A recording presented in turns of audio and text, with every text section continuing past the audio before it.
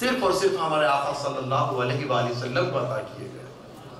اور میرے آقا ارشاد فرماتے ہیں آدم علیہ السلام سے لے کر عیسیٰ علیہ السلام تک ہر نبی کو ان کی قوم ستائی اور تکلیف پہنچائی. آدم علیہ السلام سے عیسیٰ علیہ السلام تک جتنے انبیاء نے تکالیف اٹھائی ان تمام تکالیف سے زیادہ تکالیف مجھے اکیلے نے سہا ہے. یہ بھی ہے میرے آقا علیہ السلام کا اعزاز. عزیزان گرامی، پیارے مصطفیٰ جان رحمت صلی اللہ علیہ وآلہ وسلم جب سفر معراج پر تشریف لے گئے، اس کے بعد صبح ہوئی. مکے میں کفار قریش تھے. آپ نے واقعہ معراج بیان فرمایا تو کفار قریش ہنسنے لگے، ہجو اڑانے لگے. یہ کیسی باتیں کر رہے ہیں؟ رات کے ایک حصے میں پورا سفر کر کے آ گیا. ہنسنے لگے، تانے دینے لگے. بدبختوں نے بعض تو پاگل اور مجنون کہنا شروع کر دیا. اور استغفر اللہ، ایسی حالت میں کفار و قریش نے سوچا کہ محمد صلی اللہ علیہ وآلہ وسلم آج ایسی باتیں کر رہے ہیں، آج ان کے ساتھی سیدنا ابو بکر صدیق سے جا کر پوچھ لیتے ہیں. سیدھا کفار قریش سیدنا ابو بکر صدیق رضی اللہ تعالیٰ عنہ کے پاس دستک دی. سیدنا ابو بکر صدیق رضی اللہ تعالیٰ عنہ باہر تشریف لائے. دیکھا کہ کفار قریش ہیں. پوچھا اے ابو بکر بتائیں، اگر کوئی شخص یہ دعویٰ کرے کہ رات کے ایک حصے میں مکے سے نکل کر بیت المقدس جائے، بیت المقدس میں تمام انبیاء سے ملاقات کرے، پھر وہاں سے آسمانوں کا سفر کرے، لامکاں کا سفر کرے، اللہ تبارک و تعالیٰ سے ملاقات کر کے جنت اور دوزخ کو ملاحظہ کر کے پھر مکے کی دھرتی پر واپس آ جائے، کیا یہ ممکن ہے؟ سیدنا صدیق اکبر رضی اللہ تعالیٰ عنہ نے پوچھا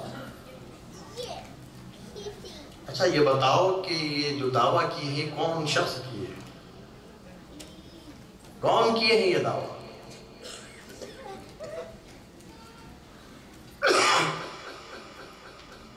کفار قریش نے کہا کہ یا ابو بکر صدیق، آپ جس نبی کا کلمہ پڑھتے ہیں وہ نبی آپ کے محمد صلی اللہ علیہ وآلہ وسلم نے ابھی ہمارے سامنے یہ دعویٰ کیا. سیدنا صدیق اکبر فرماتے ہیں اچھا سنو، میرے آقا صلی اللہ علیہ وآلہ وسلم نے جب یہ دعویٰ کیا ہے، جب تم اپنی زبان سے میرے آقا کی طرف یہ باتیں منسوب کر رہے ہیں تو سنو، ابو بکر اس کی تصدیق کرتا ہے کہ یہ حق ہے اور سچ ہے.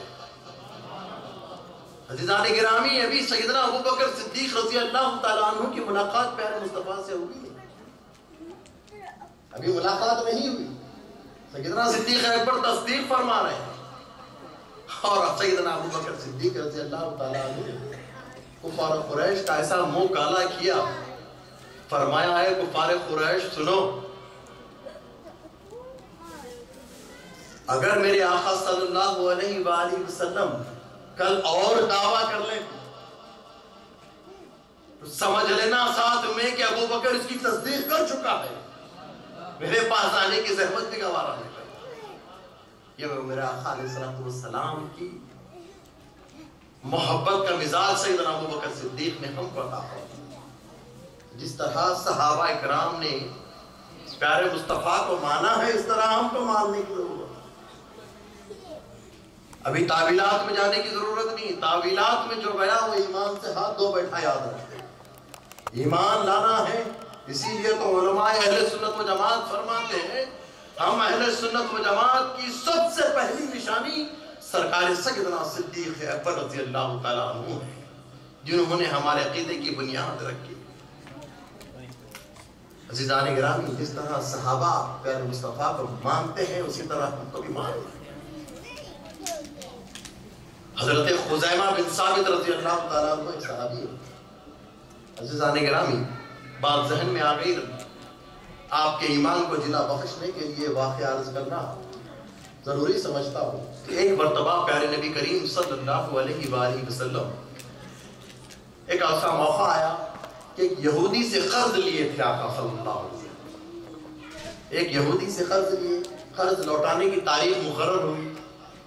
قرض لیتے وقت کچھ صحابہ اکرام سامنے موجود تھے، لیکن میرے آقا صلی اللہ علیہ وآلہ وسلم جب قرض کو لوٹائے تو وقت مقررہ کی تاریخ سے پہلے ہی اس یہودی کے قرض کو آقا علیہ السلام نے لوٹا دیا. اور اتفاق کی بات یہ تھی کہ لوٹائے وقت میرے آقا صلی اللہ علیہ وآلہ وسلم کے ساتھ کوئی بھی نہیں تھے. تنہائی میں آقا علیہ السلام نے قرض کو لوٹا دیا. اب وہ یہودی تھا مکار. اس نے سوچا اپنے مکار ذہن سے، یہودی قوم انبیاء کو ستانے والی قوم، اس نے سوچا کہ اب ہاتھ اچھا موقع ہاتھ آ گیا ہے. نبی صلی اللہ علیہ وآلہ وسلم جو وعدے کو وفا کرنے کی تعلیم دیتے ہیں ہم کو، ان کا امتحان لیں گے. قرض لیتے وقت تو اپنے ساتھیوں کے سامنے قرض لیے، قرض لوٹاتے وقت کوئی موجود نہ تھا. اب جا کر دوبارہ تاریخ گزرنے کے بعد ان کے ساتھیوں کے سامنے قرض کیے واپسی کا مطالبہ کریں گے. وہ تاریخ اس سے پہلے جبکہ قرض ادا کر چکے وہ تاریخ گزرنے کے بعد پھر وہ مکار یہودی پیارے آقا علیہ السلام کی بارگاہ میں، جبکہ صحابہ اکرام رضوان اللہ تعالی اجمعین موجود ہیں، حاضر ہوا. عرض کرنے لگا، کہنے لگا کہ اے محمد صلی اللہ علیہ وسلم، آپ نے مجھ سے جو قرض لیا ہے اس کی تاریخ گزر چکی ہے، قرض کو لوٹائیے. میرے آقا علیہ السلام نے فوراً اس کو جواب دیا کہ اے یہودی، میں نے تیرے قرض کو لوٹا دیا. اس نے کہا آپ نے قرض کو لوٹا دیا؟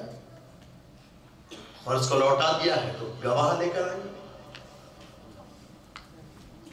گواہ لائے.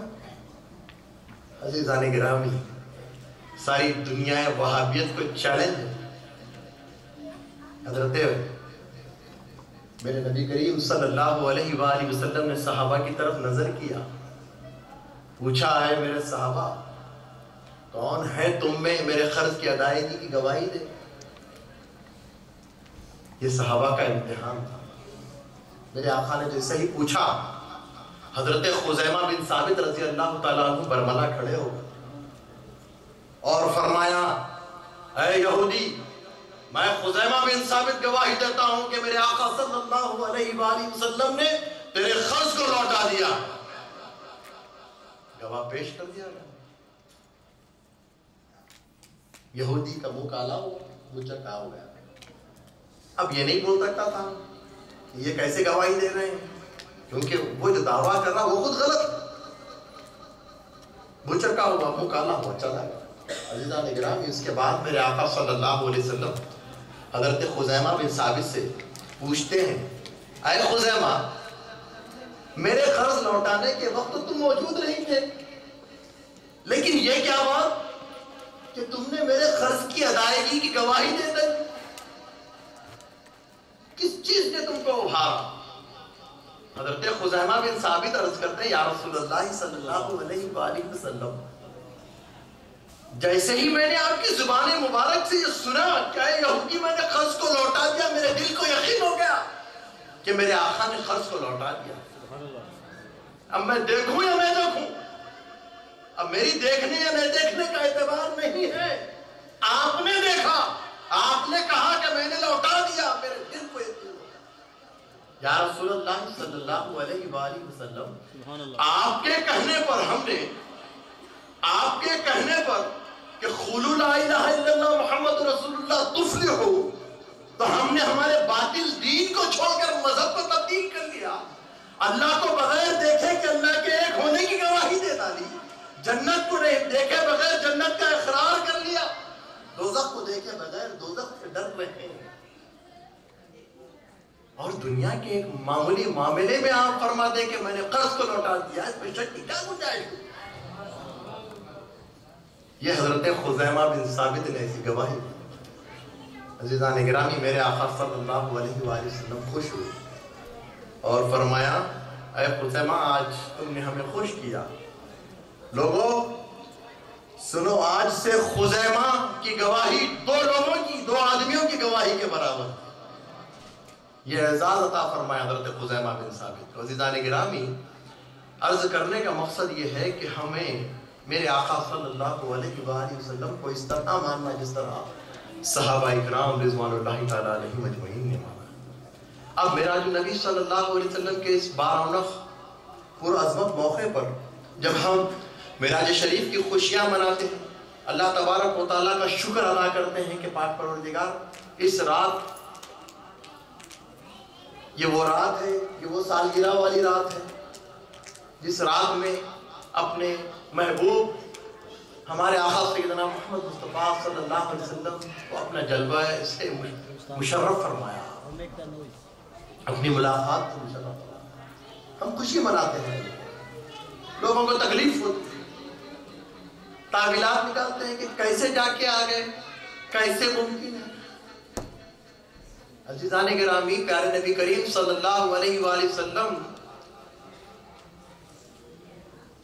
سارے انبیاء علیہ السلام کو کچھ معجزے عطا فرمائے گئے. میرے آقا علیہ السلام کی ذات مبارکہ سر تپا معجزہ ہے میرے آقا. عزیزان گرامی، میرے آقا صلی اللہ تعالیٰ علیہ وآلہ وسلم کہ تمام معجزات میں دو عظیم معجزات ہیں.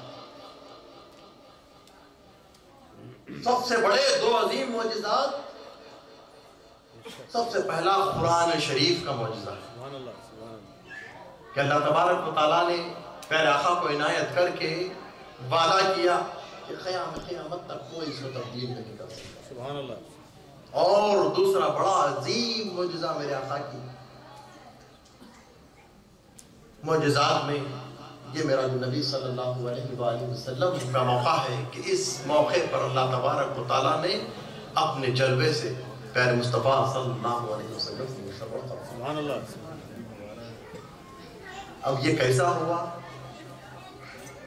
انسانی عقل ماننے کے لیے مجبور ہے، لیکن اہل ایمان کے لیے بڑا آسان.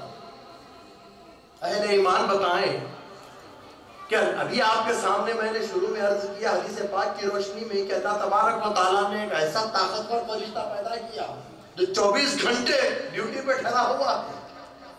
ایک خادم فرشتے کی یہ طاقت ہے کہ ساری کائنات کو ملاحظہ کرتا ہے. جو بھی درود پڑھتا ہے اس کا نام اس کے والد کے نام کے ساتھ پیارے مصطفیٰ کی بارگاہ میں پیش کرتا ہے. خادم فرشتے کی یہ طاقت ہے تو شہنشاہ کے کونین کی کیا طاقت ہوگی اندازہ لگا سکتے ہیں. عزیزان گرامی، فرشتوں کی بات آئی تو اور ایک بات ذہن میں آئی کہ جب ہم دینیات کے سبق پڑھتے ہیں مدرسوں میں، فرشتوں کے حالات بھی پڑھتے ہیں. 4 بڑے فرشتے ایک چیپٹر پڑھتے ہیں، سیدنا جبریل علیہ السلام، سیدنا اسرافیل علیہ السلام، سیدنا میکائیل علیہ السلام، سیدنا اسرائیل علیہ السلام، جن کی ہر ایک سے ملاقات ہونے والی ہے. حضرت اسرائیل علیہ السلام جن کو موت کا فرشتہ کہتے ہیں. اچھا آپ بتائیں کہ اسرائیل علیہ السلام کا کام یہ ہے کہ جاندار کی روح قبض کرنا، جاندار کی کرنا ہے. یاد رکھیں آپ، اہل سنت جماعت پر قربان جائیں کیا عرضی سے احادیث پاک کو سینچا ہے، اس میں سے اہل سنت و جماعت کے اور ایمان کی موتی نکال کر ہم کو پہنچایا ہے. علماء اہل سنت و جماعت یہ آپ کو دیں گے، لوگوں اسرائیل علیہ السلام نہ صرف انسانوں کی روح قبض کرنے والے ہیں، ہر جاندار کی روح قبض کرنے کو مقرر ہے. ان کی ڈیوٹی یہ ہے کہ ہر جاندار کی روح قبض کرے. ہر جاندار کو موت کے منہ جو اتارتے ہیں، موت کی گھاٹ جو اتارتے ہیں، وہ حضرت سیدنا اسرائیل علیہ السلام فرشتہ. اب آپ اندازہ لگائیں کہ حضرت اسرائیل علیہ السلام کوئی لمحہ بیکار بیٹھے ہوئے ہیں، کسی نہ کسی لمحے کسی نہ کسی کی روح قبض ہوتی جا رہی ہے. زلزلہ آتا ہے، ہزاروں کی ہلاکتیں ہوتی ہیں، ایک وقت میں ہلاکت. سیدنا اسرائیل علیہ السلام ایسا طاقتور فرشتہ ہے جو موت دینے کے لیے اللہ تبارک و تعالیٰ نے ان کو مقرر فرمایا۔ یہ فرشتہ بھی معراج النبی صلی اللہ علیہ وسلم کے مبارک سفر میں میرے آقا صلی اللہ علیہ وسلم کے براق کی رکاب پکڑا ہوا تھا۔ سیدنا اسرائیل علیہ السلام۔ عزیزان گرامی، عرض کرنے کا مقصد یہ کہ جب اللہ تبارک و تعالیٰ اپنے محبوب صلی اللہ علیہ وآلہ وسلم کو اس دنیا میں مبعوث کیا تو ساری مخلوق سے زیادہ قوت اور طاقت اور صلاحیت عطا فرما کر اس دنیا میں مبعوث کرا۔ اور جب معراج کا ذکر آیا، عزیزان گرامی، جب بھی انبیاء کو قوم ستائی، حضرت سلیمان علیہ السلام کو قوم ستائی، حضرت موسیٰ علیہ السلام کو قوم ستائی، حضرت ابراہیم علیہ السلام کو قوم ستائی، حضرت شیت علیہ السلام کو قوم ستائی، حضرت شعیب علیہ السلام کو قوم ستائی، اللہ تبارک و تعالیٰ اپنے نبی کی طرف وحی کر کے فرما دیتے تھے کہ اے نبی، اپنی قوم سے یہ کہہ دینا، میری طرف سے یہ جواب دے دینا۔ ہر نبی اللہ کی طرف سے عطا کردہ جواب کو قوم تک پہنچا دیتے تھے کہ میں اللہ کی طرف سے بھیجا گیا نبی ہوں، میں اللہ کی طرف سے ہدایت یافتہ نبی ہوں، تم کو ہدایت کا راستہ دے